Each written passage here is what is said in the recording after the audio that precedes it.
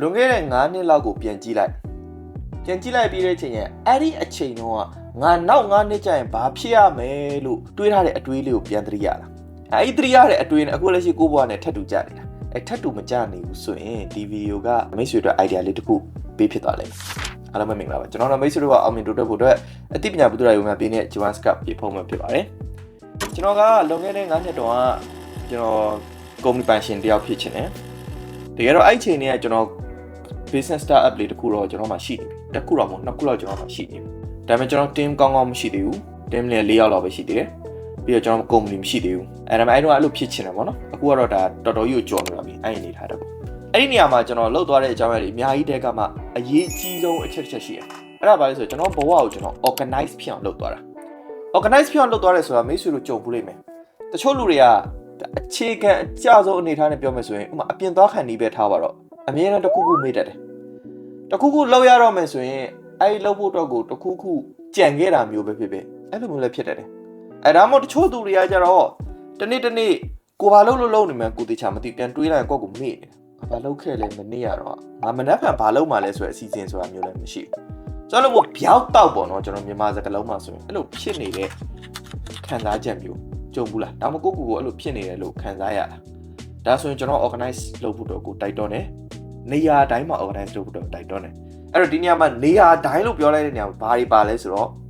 ပထမဆုံးတစ်ချက်ကျွန်တော်တို့ရဲ့ရည်ရွယ်ချက်တွေ organize ဖြစ်ဖို့လိုတယ်အဲ့ဒါဒီကျွန်တော် personal goal set တွေမှာတင်တယ်ဒီကတော့ကျွန်တော်ရည်ရွယ်ချက်တွေတတ်မှတ်ရမယ်ရည်ရွယ်ချက်ရှိရမယ်နှစ်စဉ်နှစ်တိုင်းရည်ရွယ်ချက်ရှိရမယ်လစဉ်လတိုင်းရည်ရွယ်ချက်ရှိရမယ်နေ့စဉ်နေ့တိုင်း to do list ရှိရမယ်ဒီနေ့ဘာလုပ်မလဲဆိုတဲ့ဟာဒါဒီကျွန်တော် live ကို organize ဖြစ်အောင်လုပ်တ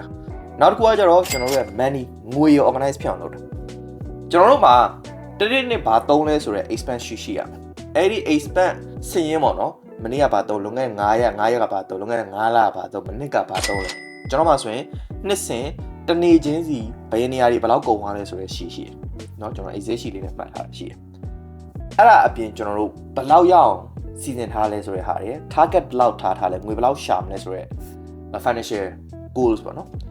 အဲ့လိုမျိုးငွေနဲ့ပတ်သက်ပြီးတော့ organize ဖြစ်ဖို့လိုတယ်နောက်တစ်ခါကျွန်တော် live လို့ခေါ်တယ်ဘဝနဲ့ပတ်သက်ပြီး organize ဖြစ်ဖို့လိုတယ်ရှေ့မှာကျွန်တော်ပြောသလိုမျိုးပေါ့ပြင်သွားကနေကြရင်ဖတ်သွားခဲ့ခါကျမှအော်ငါပါကြံခဲ့တယ်ဆိုတာမျိုးခဏမေ့တာမျိုးပဲဖြစ်ဖြစ်ဒါမှမဟုတ်ကိုအိမ်ရောက်သွားတယ်ကိုရဲ့အလုပ်စပွဲပဲဖြစ်ဖြစ်ဒါမှမဟုတ်စာကြည့်စပွဲပဲဖြစ်ဖြစ်ကိုအများဆုံးအလုပ်လုပ်တဲ့နေရာကိုအများဆုံးအချိန်ကုန်တဲ့နေရာကိုကြည့်လိုက်ရှုပ်ပွားအဲ့ဒါကျွန်တော် live ကို organize ပြန်မလုပ်ထားလို့ live ကို organize မဖြစ်ဘူးဆိုရင်ကျွန်တော်အရင် messy ဖြစ်တယ်အရင်ရှုပ်ထွေးတယ်ဆိုရင်ရှေ့မှာကျွန်တော်ပြောသလိုပဲအနာဂတ်ကလည်းကျွန်တော်တို့ပြောင်းတော့အနာဂတ်ဖြစ်နေတယ်အဲ့တော့ live ကို messy မဖြစ်ဖို့တော့ကိုကျွန်တော်တို့ကအခြေခံအကျဆုံးအနေနဲ့ကျွန်တော်တို့ပတ်ဝန်းကျင်မှာရှိတဲ့မြင်ရသမျှနေရာတိုင်းမှာရှိနေတဲ့ပစ္စည်းတွေ physical things ပေါ့နော်ထိတွေ့ကြိုင်တွေ့လို့ရတဲ့ຢာတွေအားလုံးကျွန်တော်ရှင်းထားဖို့လိုတယ်မျက်စိရှင်းသွားအောင်လုပ်ဖို့လိုတာပေါ့နော်အဲ့ဒါ live ကိုရှင်းတာပထမဆုံးချက်ဒုတိယချက်ကကျွန်တော်တို့ရဲ့အတွေးခေါ်တွေရှင်းဖို့လိုတယ်အတွေးခေါ်တွေရှင်းဖို့အတွက်ကကျတော့ကျွန်တော်တို့မှာ belief system အမှားတွေရှိရယ်ကျွန်တော်တို့မှာ mindset အလွဲတွေရှိရယ်ကျွန်တော်တို့မှာ growth mindset မ train ရသေးတာမျိုးတွေရှိရယ်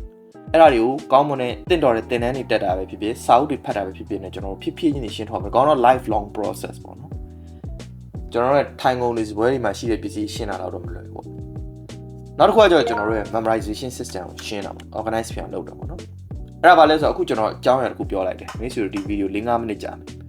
်အဲ့မှာကျွန်တော်ပြောတဲ့အကြောင်းမိတ်ဆွေနားထောင်ပြီးသွားတဲ့အခါကျမိတ်ဆွေတို့ note ချမှတ်လား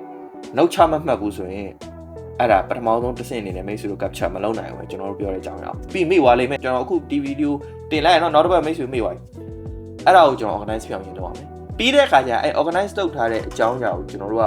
ပြန်ရှာတွေ့လွယ်အောင်မလုပ်ဖို့လိုတယ်ပြန်ရှာတွေ့လွယ်အောင်လုပ်ဖို့လိုတယ်ဆိုတော့အခုကျွန်တော်ဒီဗီဒီယိုပြောရဲဆိုတာဒီ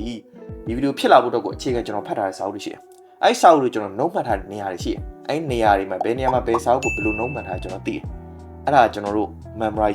memorization skill organize လုပ်တယ်လို့ခေါ်တယ်အဓိကကျွန်တော်အုံနောက်တော့မှမှတ်ထားတာမဟုတ်ကျွန်တော် system တွေထဲမှာမှတ်ထားတာဆိုတော့အဲ့ memory organize ဖြစ်အောင်လုပ်ဖို့အတွက်ကိုလည်းလိုတဲ့ဒါမှကျွန်တော် lifestyle က organize ဖြစ်မှာပေါ့နော်အဲ့ဒီ live က organize ဖြစ်သွားပြီငွေရ organize ဖြစ်သွားပြီ goals တွေရွေးချက်တွေ dream တွေ organize ဖြစ်သွားပြီဆိုရင်ကျွန်တော်ထိတ်ဆုံးမှာပြောခဲ့တဲ့ဗီဒီယိုအစမှာပြောခဲ့တယ်လို့မျိုးပဲကိုလိုချင်တဲ့ဘဝကိုအာမခံခြင်းတွေမှာရောက်တယ်ဟုတ်ပြီနော်အဲ့တော့မရှိဘူးဆိုတော့ဒါပြလက်ရှိဖြစ်နေတဲ့အနေအထားတွေပါညာရဲ့နောက်မှာအခုကိုထိန်ချုပ်လို့ရတဲ့အပိုင်းကိုပဲထိန်ချုပ်ကြည့်ပါအဲ့တော့ဒီ challenge ဖြစ်တယ်ဟုတ်တယ်နော် okay အဲ့တော့ကျွန်တော်နောက်ဗီဒီယိုမှာပြန်တွေ့ကြပါမယ်